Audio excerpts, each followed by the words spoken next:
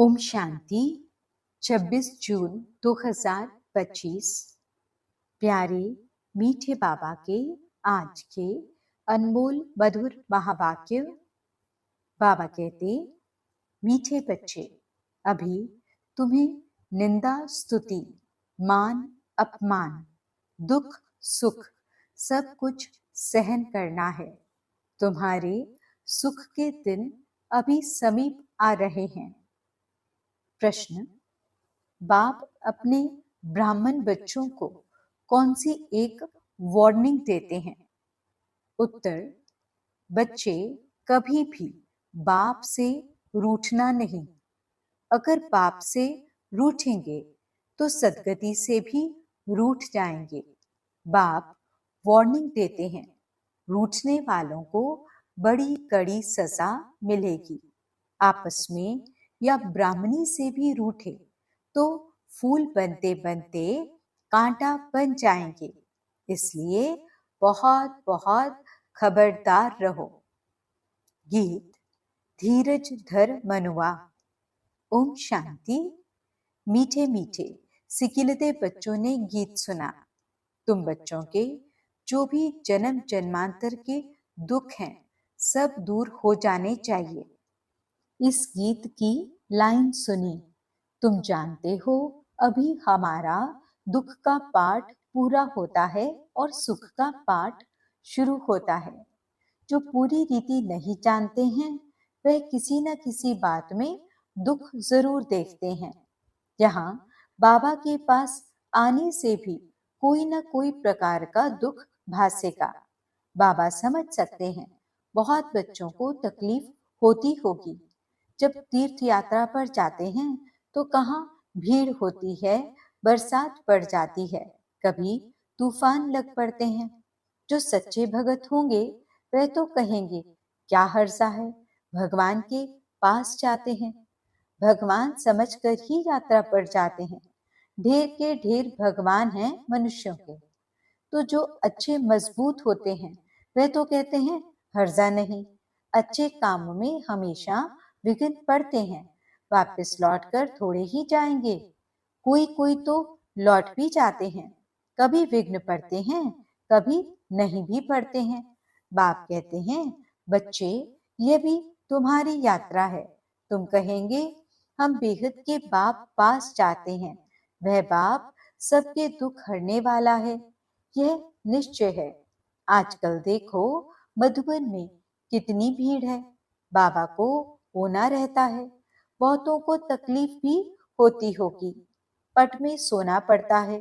बाबा थोड़े ही चाहता है बच्चों को पट में सुलाएं, परंतु ड्रामा अनुसार भीड़ हो गई है। कल्प पहले भी हुई थी, फिर होगी। इसमें कोई दुख नहीं होना चाहिए। यह भी जानते हैं पढ़ने वाले कोई तो राजा बनेंगे, कोई फिर रंक भी बनेंगे। कोई का ऊंचा मर्तबा, कोई का कम, परंतु सुख जरूर होगा। यह भी बाबा जानते हैं। कोई बहुत कच्चे हैं जो कुछ भी सहन नहीं कर सकते हैं। उन्हों को कुछ तकलीफ होगी, कहेंगे हम तो नाहिक आए, या कहेंगे हमको ब्राह्मणी जोर करके ले आई है। ऐसे भी होंगे जो कहेंगे हमको ब्राह्मणी ने नाहिक फंसाया। पूरी पहचान नहीं कि विश्वविद्यालय में आए हैं। इस समय की पढ़ाई से कोई तो राव बनेंगे, कोई रंक भी बनने वाले हैं भविष्य में।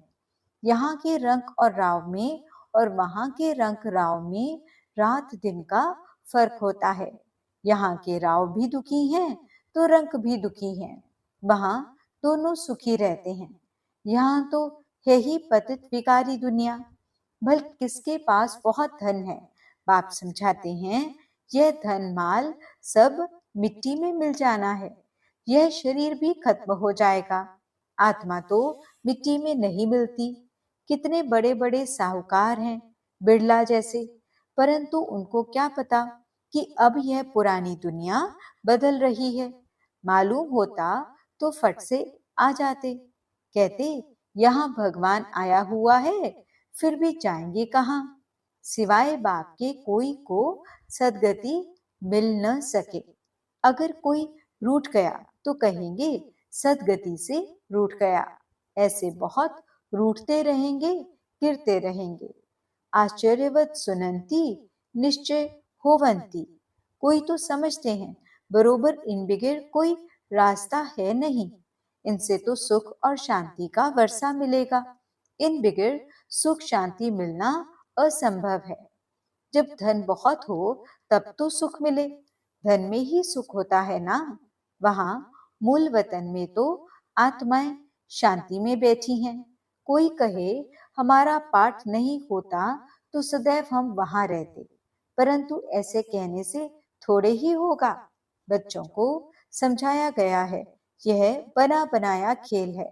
बहुत हैं जो किसी न किसी संशय में आकर छोड़ जाते हैं, ब्राह्मणी से रूठ जाते हैं या आपस में रूठकर पढ़ाई छोड़ देते हैं।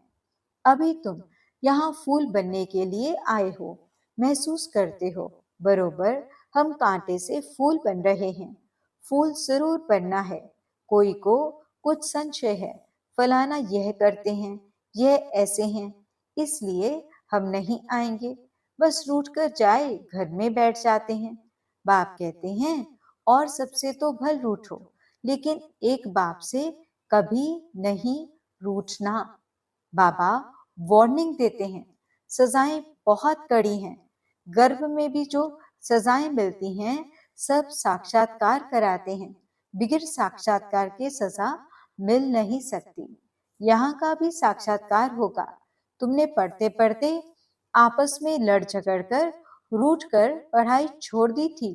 तुम बच्चे समझते हो हमको फादर से पढ़ना है, पढ़ाई कभी छोड़नी नहीं है। तुम यहाँ पढ़ते ही हो मनुष्य से देवता बनने। ऐसे ऊंचते ऊंच बाप के पास तुम मिलने आते हो, कभी जास्ती आ जाते हैं। ड्रामा अनुसार कुछ तकलीफ हो पड़ती है। बच्चों को अनेक तूफान आते हैं। फलानी चीज न मिली, यह नहीं मिला, यह तो कुछ भी नहीं है। जब मौत का समय आएगा तो अज्ञानी मनुष्य कहेंगे हमने क्या गुनाह किया है, नाहिक जो हमें मारते हैं। उस पिछाड़ी के पाठ को ही कहा जाता है खूने नाहिक पाठ। अचानक बॉम्ब्स गिरेंगे, ढेर के ढेर मरेंगे, यह खूने नाहिक हुआ ना। अज्ञानी मनुष्य ऐसे चिल्लाएंगे। तुम बच्चे तो बहुत खुश होते हो क्योंकि तुम जानते हो इस दुनिया का विनाश होना ही है। अनेक धर्मों का विनाश न हो तो एक सत धर्म की स्थापना कैसे होगी। सतयुग में एक आदि सनातन देवी देवता धर्म था। किसको क्या पता सतयुग आदि में क्या था। यह है पुरुषोत्तम संगम युग। बाप आए ही हैं सबको पुरुषोत्तम बनाने। सबका बाप है ना। ड्रामा को तो तुम जान गए हो। सब तो सतयुग में नहीं आएंगे। इतनी करोड़ों आत्माएं सतयुग में थोड़े ही आएंगी। यह हैं डिटेल की बातें। बहुत बच्चियां हैं जो कुछ भी समझती नहीं, भक्ति मार्ग के हिरे हुए हैं, ज्ञान बुद्धि में बैठ न सके। भक्ति की आदत पड़ी हुई है। कहते हैं भगवान क्या नहीं कर सकता, मरे हुए को जिंदा कर सकते हैं। बाप के पास आते हैं, कहते हैं फलाने मनुष्य ने मरे हुए को जगाया, तो क्या भगवान नहीं कर सकता है। कोई ने अच्छा काम किया तो बस उसकी महिमा करने लग पड़ते हैं, फिर उनके हजारों फॉलोअर्स बन जाएंगे। तुम्हारे पास तो बहुत थोड़े आते हैं, भगवान पढ़ाते हैं, फिर इतने थोड़े क्यों। ऐसे बहुत कहते हैं अरे यहाँ तो मरना होता है, वहां तो कनरस है। बड़े भक्के से बैठ गीता सुनाते हैं, भगत लोग सुनते हैं।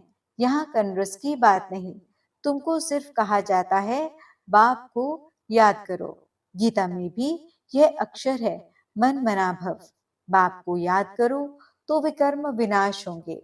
बाप कहते हैं अच्छा ब्राह्मणी सेवा सेंटर से रूठ जाते हो, अच्छा यह तो काम करो और संग तोड़ अपने को आत्मा समझो। एक बाप को याद करो। बाप ही पतित पावन है, बस बाप को याद करते रहो। स्वदर्शन चक्र फिराते रहो। इतना याद किया तो भी स्वर्ग में जरूर आएंगे। स्वर्ग में ऊंच पद तो पुरुषार्थ के अनुसार ही मिलेगा। प्रजा बनानी पड़े, नहीं तो राजाई किस पर करेंगे। जो बहुत मेहनत करते हैं ऊंच पद भी वही पाएंगे। ऊंच पद के लिए ही कितना माथा मारते हैं। पुरुषार्थ बगैर कोई रह नहीं सकता। तुम बच्चे जानते हो, ऊंच से ऊंच पतित पावन बाप है। मनुष्य महिमा भल गाते हैं परंतु अर्थ नहीं समझते हैं। भारत कितना साहूकार था। भारत है स्वर्ग, वंडर ऑफ वर्ल्ड। वे 7 वंडर्स माया के। सारे ड्रामा में ऊंच से ऊंच है स्वर्ग, नीचे ते नीच है नर्क। अभी तुम बाप के पास आए हो, जानते हो मीठा बाबा इतना ऊंच से ऊंच ले जाते हैं, उनको कौन भूलेंगे। भल कहाँ भी बाहर जाओ, सिर्फ एक बात याद रखो, बाप को याद करो। बाप ही श्रीमत देते हैं, भगवानुवाच, ना कि ब्रह्मा भगवानुवाच। बेखत का बाप बच्चों से पूछते हैं, बच्चे हम तुमको इतना साहूकार बना कर गए, फिर तुम्हारी दुर्गति कैसे हुई। परंतु सुनते ऐसे हैं जैसे कुछ भी समझते नहीं। तो बच्चों को थोड़ी तकलीफ होती है, दुख सुख स्तुति निंदा भी सब सहन करना पड़ता है। यहाँ के मनुष्य देखो कैसे हैं।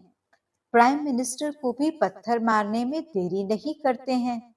कहते हैं स्कूल के बच्चों का न्यू ब्लड है, बहुत महिमा करते हैं उनकी। समझते हैं ये फ्यूचर का न्यू ब्लड है, परंतु वही स्टूडेंट दुख देने वाले निकल पड़ते हैं। कॉलेजों को आग लगा देते हैं, एक दो को गाली देते रहते हैं।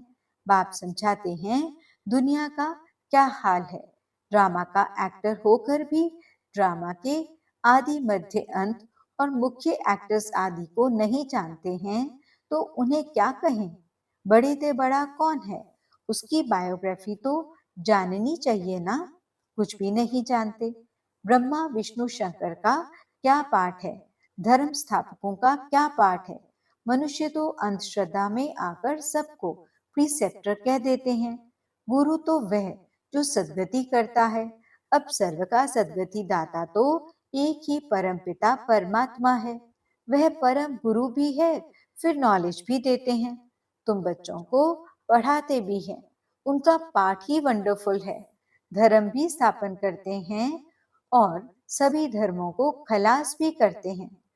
और तो सिर्फ धर्म स्थापन करते हैं, स्थापना और विनाश करने वाले को ही गुरु कहेंगे ना।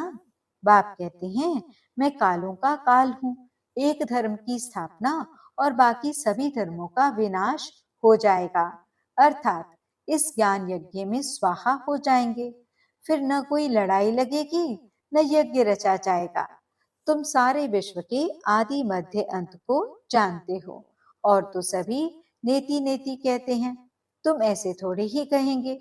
बाप बिगड़ और कोई समझा न सके तो तुम बच्चों को बड़ी खुशी होनी चाहिए।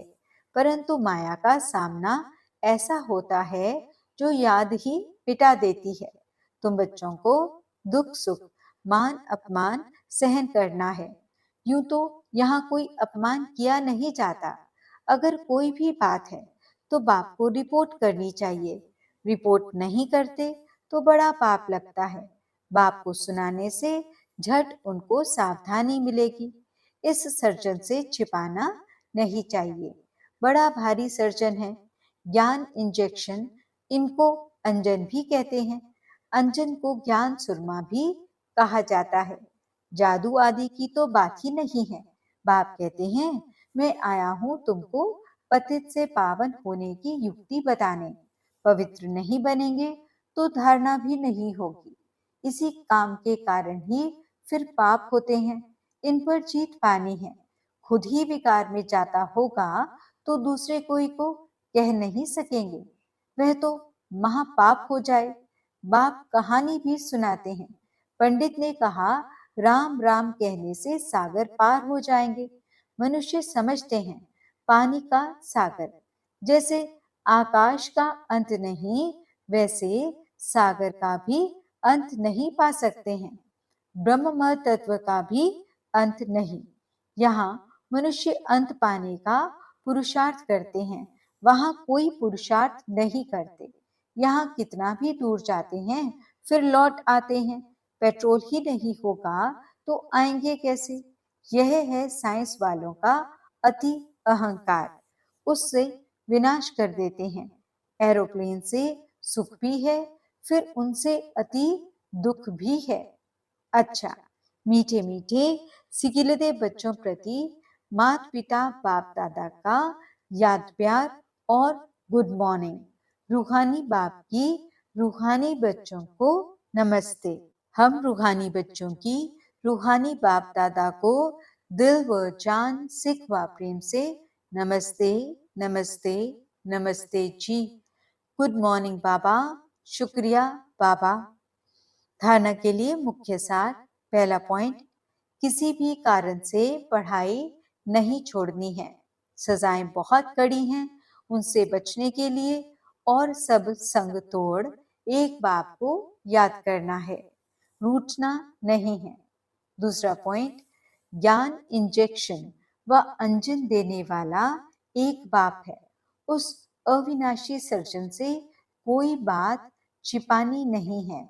बाप को सुनाने से झट सावधानी मिल जाएगी। वरदान, तन की तंदुरुस्ती, मन की खुशी और धन की समृद्धि द्वारा श्रेष्ठ भाग्यवान भव। संगम युग पर सदा स्व में स्थित रहने से तन का कर्म भोग सूली से कांटा हो जाता है। तन का रोग योग में परिवर्तन कर देते हो, इसलिए सदा स्वस्थ हो। मनमना भव होने के कारण खुशियों की खान से सदा संपन्न हो, इसलिए मन की खुशी भी प्राप्त है और ज्ञान धन सब धनों से श्रेष्ठ है। ज्ञान धन वालों की प्रकृति स्वतः दासी बन जाती है और सर्व संबंध भी एक के साथ है। संपर्क भी होली हंसों से है, इसलिए श्रेष्ठ भाग्यवान का वरदान स्वतः प्राप्त है। स्लोगन, याद और सेवा दोनों का बैलेंस ही डबल लॉक है। अव्यक्त इशारे, आत्मिक स्थिति में रहने का अभ्यास करो, अंतर्मुखी बनो। जैसे अनेक जन्म अपने देह के स्वरूप की स्मृति नेचुरल रही है, वैसे ही अपने असली स्वरूप की स्मृति का अनुभव थोड़ा समय भी नहीं करेंगे क्या? यह पहला पाठ कंप्लीट करो, तब अपनी आत्म अभिमानी स्थिति द्वारा सर्व आत्माओं को साक्षात्कार कराने के निमित्त बनेंगे। ओम शांति।